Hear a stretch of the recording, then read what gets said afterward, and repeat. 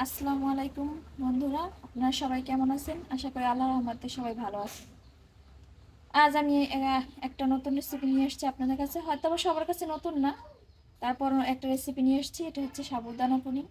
প্রথমে পুডিংয়ের প্রস্তুত প্রণালীতে আমি ক্যারামেল তৈরি করে নেব। একটা পাত্র নিয়েছি, পাত্রের মধ্যে পরিমাণ মতো চিনি দিয়ে দিলাম।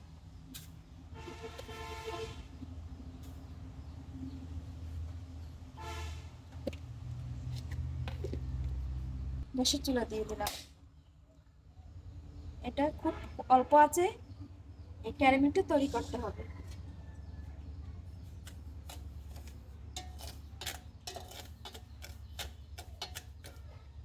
অনেকের ভিতরে হালকা পানি দেয়, আবার অনেকে পানি দেয় না।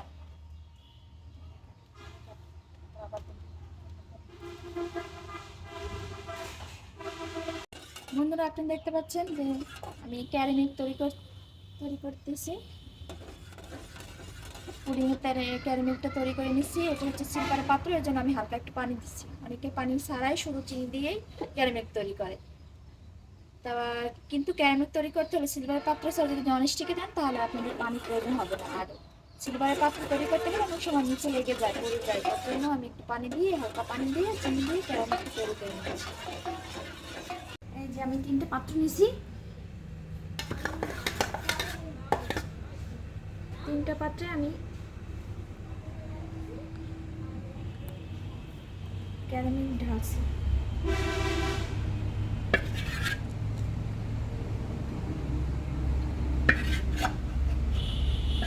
দেখুন ক্যারামেল প্রস্তুত হয়ে গেছে। এটা বেশি সময় দেওয়া যাবে না। দেখুন বন্ধুরা, আমি 3টা পাত্রে তিনটা তিনটা পুডিং প্রস্তুত করবো, এই জন্য 3টে স্টিলের পাত্র নিয়েছি। তবে 3টাই বক্স না।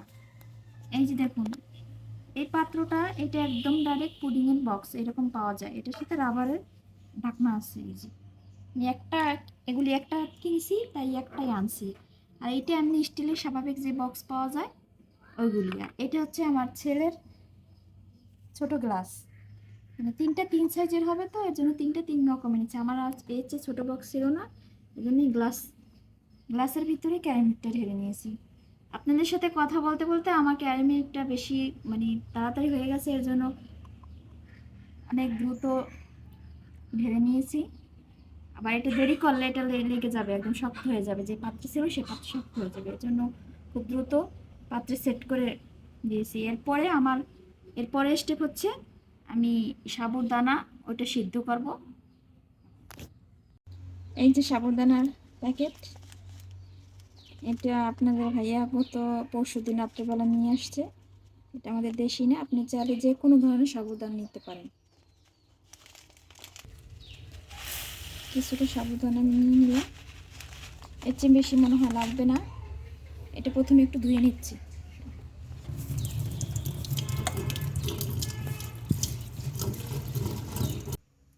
পাত্রের ভিতরে সাবুদানাটা দিয়ে দিচ্ছি।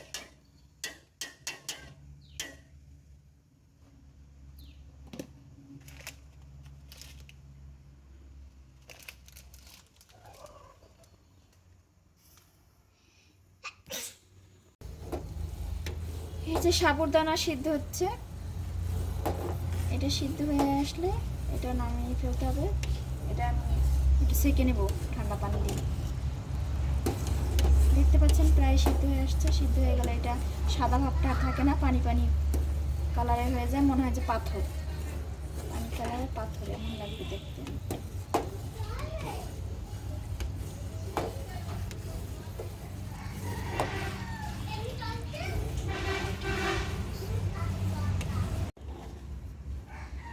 এই যে দেখতে পাচ্ছেন সাবুদানা প্রায় সিদ্ধ হয়ে গেছে, কারণ এবার দেখা যাচ্ছে না, কিন্তু এই যে পানি পানি কালার ছোটো ছোটো পাথরের মতো মনে হচ্ছে। এই যে দেখতে পাচ্ছেন বন্ধুরা, এই যে এটা অবশ্য দেখার মতো কিছুই নাই, কারণ আপনারা অনেকে দেখে বলবেন সেগুলো তো আমরা কত দেখছি। তারপরও আমি একটু দেখাচ্ছি আপনাদের। এই যে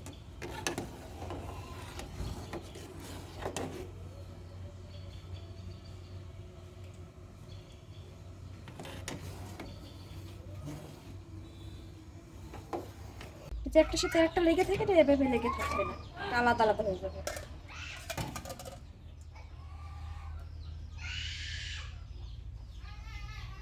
পাত্রে দুধ নিছি, গরুর দুধ, ঘন গরুর দুধ, তার ভিতরে একটা এলাচের দানা আর 2টা দারচিনি মানে টুকরা দিয়ে দিলাম, যাতে এটা দেওয়ার কারণে একটাই, আমি ভ্যানিলা এসেন্স ব্যবহার করি নাই, ডিমে একটা গন্ধ আছে, ওই গন্ধটা দেওয়ার জন্য এটার ভিতরে আমি দিয়ে দিলাম। অনেকে দুধ আর দুধ আলাদা দেয়, চিনি আর ডিম একসাথে গলিয়ে মানে চিনিটা গলাইয়া দেয় ডিমের সাথে, কিন্তু আমি দুধের ভিতরে চিনিটা দিয়ে দেবো তাতে তাড়াতাড়ি গলে যায়, তাহলে চিনি গলানোর কোনো ঝামেলাই থাকবে না।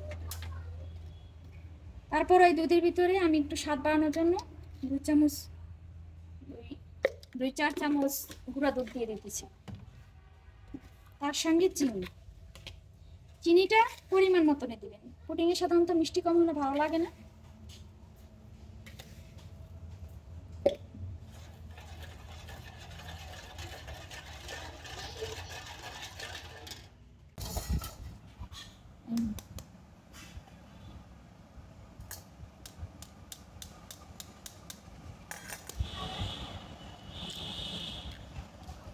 দুটো ডিম নিয়ে নিলাম, 4টা 5টা যে যেমন চান তেমন নিতে পারেন। আমি 2টো ডিমের পুডিং তৈরি করবো। এগুলো কিন্তু মুরগির ডিম, মানে ব্রয়লার মুরগির ডিম, দেশি মুরগির ডিমে সবচেয়ে ভালো হয়, কিন্তু আমার কাছে নেই, এর জন্য বাজার থেকে 2টো ব্রয়লার মুরগির ডিম নিয়ে এসেছি।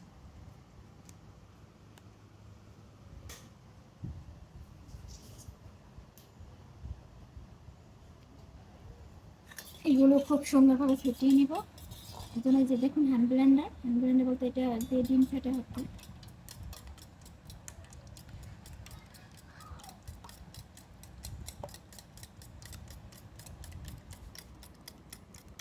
ভালোভাবে ফেটানো আগ পর্যন্ত এভাবেই করতে হবে, পুরোপুরি ডিমের কুসুমটা এবং সাদা অংশটা মিশে যায়।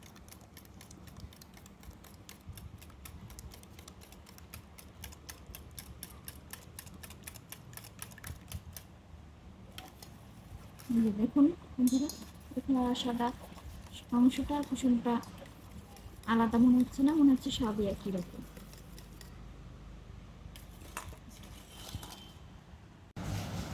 ডিমটা দুধের ভিতরে দিয়ে দিচ্ছি।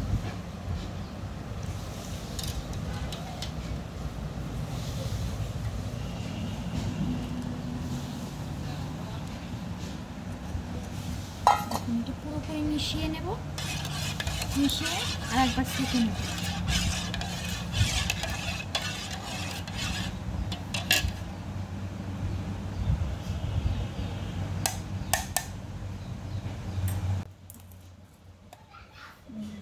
বন্ধুরা, আমি পুডিংয়ের লেয়ারটা ছেঁকে নিচ্ছি, কারণ ছেঁকে নিলে এটার ভিতরে ডিমের যে সাদা অংশ, যদি কোনো কিছু আলাদা থাকে বা কোনো গুঁড়া গুঁড়া থাকে, এটা সেঁকনির মধ্যে দিয়ে যাবে, এর জন্য আমি পুরোটা ছেঁকে নিচ্ছি।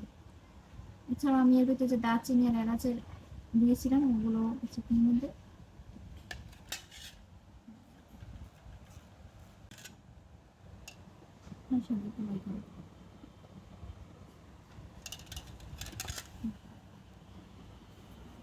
নিলাম। তখন আমি এই যে সাবুদানাগুলো দিয়ে দিচ্ছি এটার ভিতরে।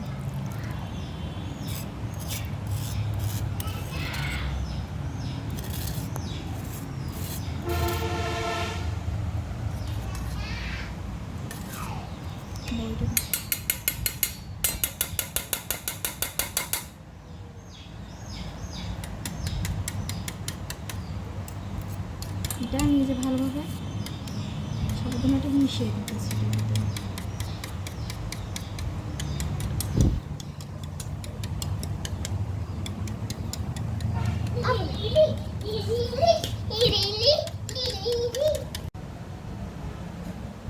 এবার পুডিংয়ের ঢেলে দিচ্ছি।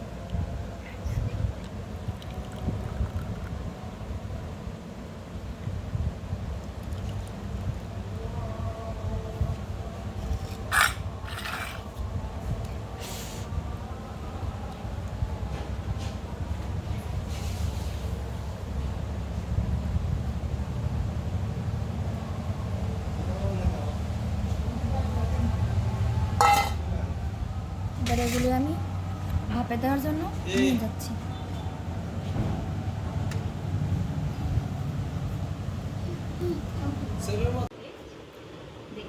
বন্ধুরা, আমি রাইস কুকারে পুডিংগুলো আমি ভাপে দেবো। অনেকে মাটির চুলায় বা গ্যাসের চুলায় ভাপে দেয়, কিন্তু আমি রাইস কুকারে দেবো। এই জন্য রাইস কুকারের পাত্রে প্রথমে পানি ঢেলে দেবো।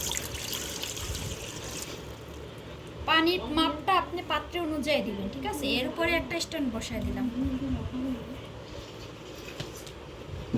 এখন রাইস কুকার অন করব। এই যে ওয়ান থেকে ঢেকে দিলাম। 3টা পাত্র তো একসাথে বসানো সম্ভব না, এই জন্য একটা পাত্র প্রথমে বসিয়ে দিলাম। এটা হওয়ার পরবর্তীতে আরও ওই দুইটা দেবো। প্রথমে এটা হওয়ার পরে এই দুটো একসাথে দেবো, কারণ এটা একটু বড়, ওই দুটো সাইজে একটু ছোট।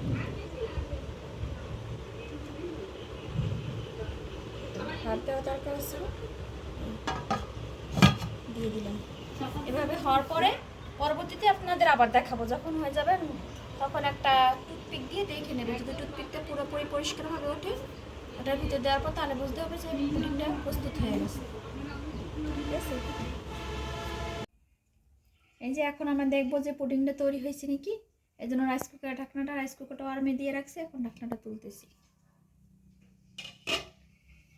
এই ঢাকনাটা তুলে টুথপিকের সাহায্যে দেখবো যে এটা হয়েছে নাকি। যদি টুথপিকে কিছু লেগে থাকে তবে মনে করতে হবে হয় নাই, আর যদি না লেগে থাকে তাহলে মনে করতে হবে পুরোপুরি হয়ে গেছে। এই যে একটুও লেগে নেই, এর মানে পুডিংটা পুরোপুরি হয়ে গেছে। এখন আর যে দুটো আছে ওই দুটো দিয়ে দেবো, এটা নামিয়ে রেখে। আচ্ছা, এবার এই গ্লাসের যেটা দিয়েছি সেটা দিয়ে দিলাম।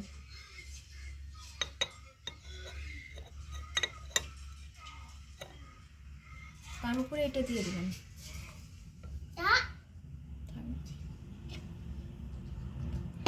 ঢাকনাটা দিয়ে দিচ্ছি, আবারও আমি দিয়ে দিলাম।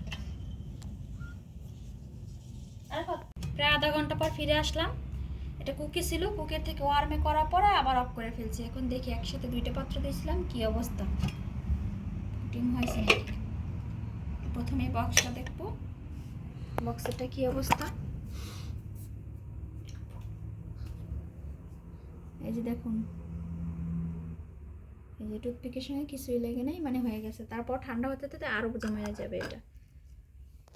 এবার এই গ্লাসেরটা দেখবো, গ্লাসেরটা কি অবস্থা।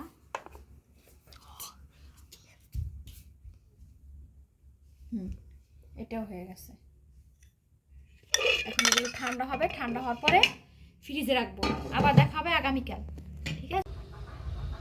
ফ্রিজ থেকে এখন পুডিং বের করছি।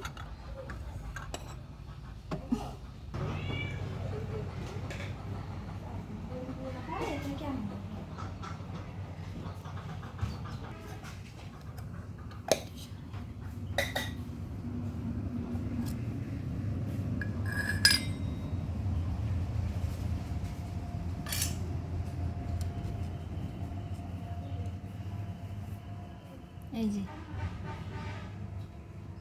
ফ্রিজ থেকে বের করেছি। একদিন প্রয়োজন হয় না পুডিং তৈরি করতে, তবে আমি খুব রাত হয়ে গেছিলো তো, রাত প্রায় 9টা বাজছে পুডিং তৈরি করতে। এর জন্য ঠান্ডা হইতে হইতে প্রায় 10টা বাজছে, 10টা সাড়ে 10টা। তারপরে আমি ফ্রিজে রেখে দিয়েছি। এখন সকালবেলা, পরের দিন সকাল, আজকে সকালবেলা এই যে ফ্রিজ থেকে বের করলাম। এখন এটা ঢালবো। ঢালার আগে প্রথমে শুরু দিয়ে চারিদিকে একটু ছাড়াই নিতে হবে, যাতে ঠিক মতন পুডিংটা পড়তে পারে।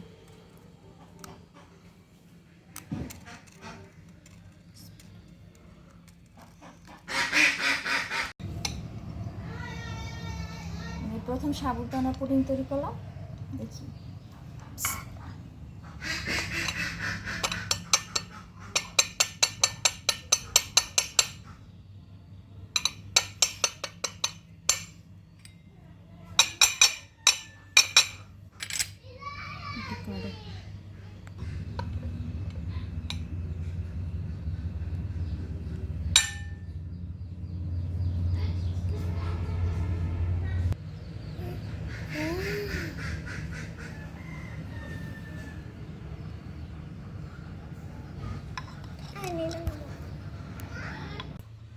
এই যে দেখুন পুডিং তৈরি হয়ে গেছে। এখন আপনারা লাস্ট ফিনিশিং আমি ঢালছি। 3 তলা সাবুদানা পুডিং আমার জীবনে প্রথম তৈরি করলাম সাবুদানা। এছাড়া অন্য পুডিং তৈরি করছি অনেকবার আপনাদের জন্য। তাহলে এখন রাখি, আল্লাহ হাফেজ।